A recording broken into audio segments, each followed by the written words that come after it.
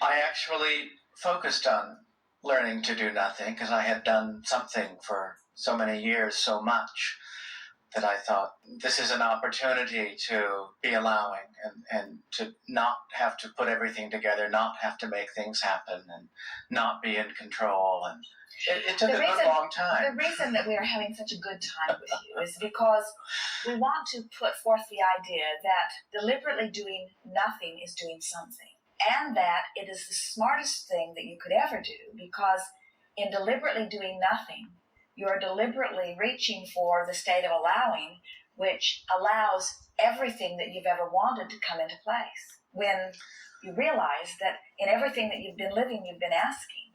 And so Source, who adores you and hears you and understands you and is answering you, is responding in the steady, consistent way that it is, that when you decide finally, and usually you have to beat yourself up pretty good before you come to that place, but when you finally decide that you are going to afford yourself a block of time where you do not push yourself to do something that you do not want to do, or where you do not force yourself to do something when you would rather not do it, but instead you choose what feels best to you, then all kinds of things come into place. And we were also teasing with you a little bit because we know that when you make the decision to do nothing and you get into that place of allowing, that then all kinds of inspiration to do things comes forth, because it isn't about doing nothing, it's about feeling better about what you are doing. And I thought, well, you could just decide you're not going to work and just keep sitting on the beach. And I didn't have the courage or the ability to do that. And so I went back to work. I had a terrible job and I had a mediocre job, and now I find myself in an excellent job that I'm grateful to have. But I really liked the independence. And so I had to come back and sit on this hot stove. And so I thought, okay, I have all these tools, I know how to do it. I spent weeks getting to where I would, feel good, but I'm back in a similar, not the same hole, but I'm back at work doing somebody else's work. There is more joyful experience in the deliberate doing of something than in the indeliberate doing of something. And there's actually more joy in the deliberate doing of something than in the deliberate not doing of something. And what we mean by that is when you deliberately focus and energy flows through you and you feel in control of what you're doing, that is like the optimum experience, whether you are physically focused or not. You've sort of set yourself up for not liking working, and you're sort of continuing the story, and we were trying to sort of set you off from that a little bit as you speak, and a lot of people do, that work is not a good thing and that leisure time is. And what we like to say is that there are things that you can focus upon that feel good and things that you focus upon that don't feel good, and the environment in which you are doing it is sort of a non-issue. In other words, there are people in what anyone would call a work environment that are on fire with the joy of their work because they're focused with no resistance. But there's something about deciding that you're in bondage or deciding that you're not free and then applying yourself that keeps it from ever being a very good feeling experience, because you already have a vibrational drum that you're beating that says, I'm really not free and I'm having to do something I don't want to do. You can be joyful in anything that you are doing, but you have to stop saying, I don't have choices, when in fact you do. You said to us, I had the choice of working or not working. Now, what you really meant was, well, I really didn't have the choice, because if I don't go to work, I don't have any money. And if I don't have any money, then there are all kinds of other choices that I've made that can't be satisfied. Right. But really, there are a lot of people that are on the beach today that don't have any money. In other words, that is an option. And there are a lot of people on the beach today who have plenty of money. In other words, you just have to decide what you most want to do. But what you more than anything have to do is stop deciding more what you don't want. In other words, you have to start saying what you do want. Now, what we would like to say to all of you about this is that that really is the way your life is supposed to be. It's what you had in mind when you came forth into these bodies. You knew that this was an environment that had the potential to surprise and delight you in endless ways. You never said, I'll go forth and pay a price. And once I've paid a big enough price, I will allow myself a little bit of pleasure in return for the hardship, because from your non-physical perspective, you understand that that is not the way it works. In other words, we would like all of you to assume the identity of one who is on an endless cruise, or one who is on an endless beach, or one who is on an endless path of beaches and cruises and interesting things and interesting people and interesting subjects and wonderful, adventurous, delicious, wonderful things to do. In other words, we would like you to adopt that as your identity. And it takes some living of the other to spike that desire enough that you begin to do that, but there's no reason for you to have less than one joyful moment after one joyful moment after one joyful moment. You do not have to dip back in to the unwanted. So what is in the vibrational makeup of you or of anyone that makes you think that? In other words, where do you pick up this I have to pay a price sort of thing?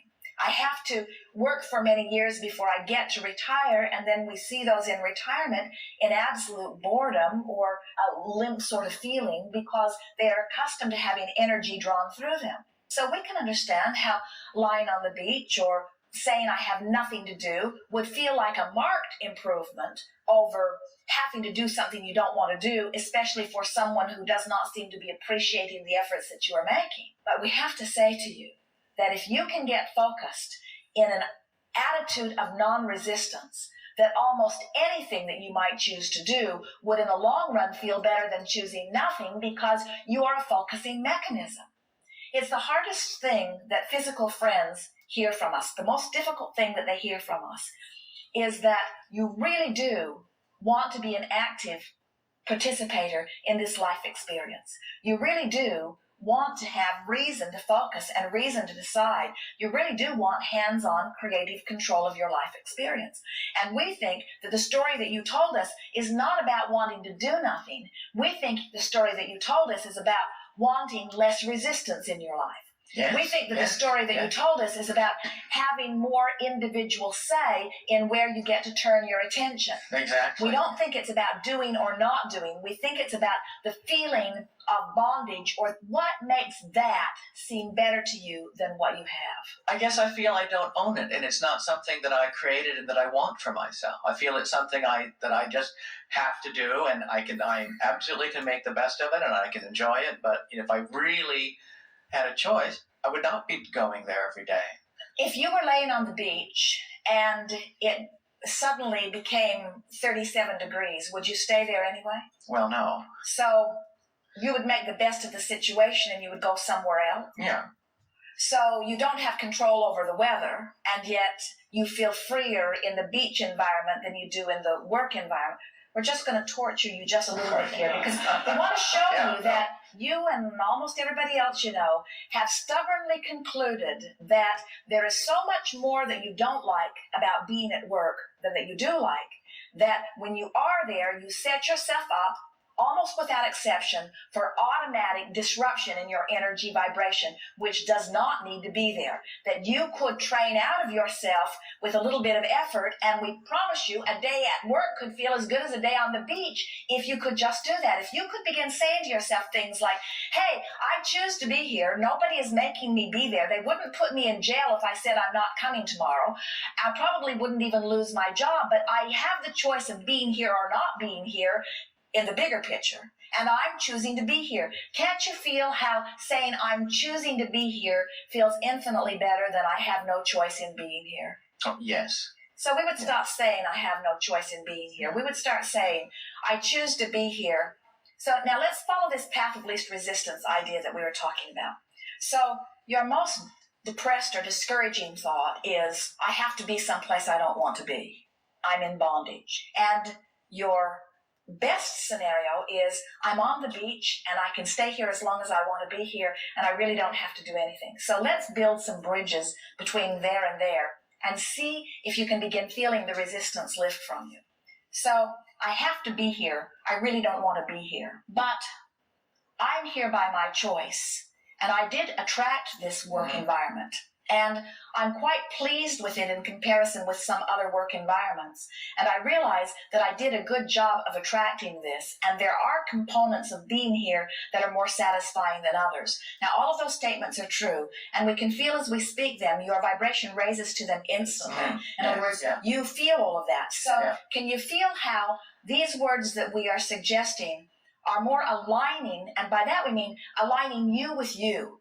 Aligning you with you. They're more aligning in nature than some of the other words that you've been speaking here to us today. So if you're reaching for the thought that feels best, you see, the issue is not, should I work or should I be on the beach? It's not about those choices. The issue is, what thoughts can I think while I'm on the beach, or what thoughts can I think while I'm in the work environment that align me with me? What are the freeing thoughts? And we want you to feel what we mean by freedom, because the freedom that you have always been looking for is not the freedom from the bondage of the work. It's the freedom from the bondage of the resistance in your vibration that does not allow you to really be who you are. The freedom that you're looking for is the freedom from resistance, which means the freedom that you are looking for is the freedom from bondage thoughts. The freedom that you're looking for is the freedom of the energy flowing. So you say, oh, here I am. I'm in this work environment where they pay me to be here. That's a good thing.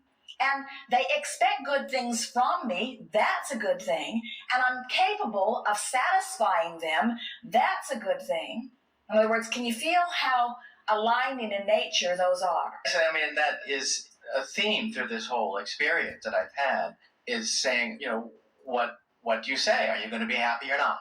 And what do you require? Can you be happy in this moment or not? The reason that we have been so eager to have this discussion with you is because this discussion speaks to the heart of the greatest dilemma that our deliberate creative friends feel, or any human friend, whether they are deliberately creating or not. And that is, do I respond to my environment and therefore need to control it, which I can't do? Or do I achieve a thought by sheer practice of achieving thoughts and establish a vibration which then creates an environment? In other words, it's one way or the other. You're either observing what is and responding to what is, or you are conjuring an image and what is responding to the conjured image. And so that's why so many people really believe that they have to control the circumstances. That's why there are so many laws and so many rules, is because people, when they look out and they see something that makes them feel good, they say, yes, more of that. But when they look out and see something that doesn't feel good, they say, no, we do not want more of that. And then they attempt en masse the impossible.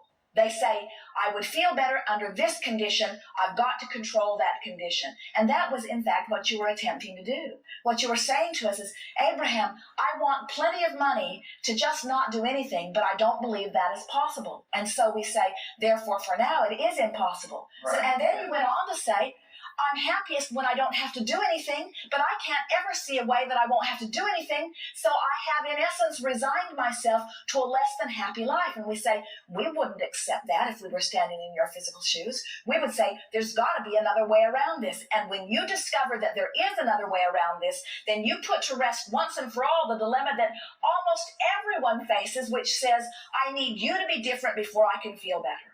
You don't have to wait for them to figure it out. When you discover that you can feel better, whether anything changes or not, then everything changes.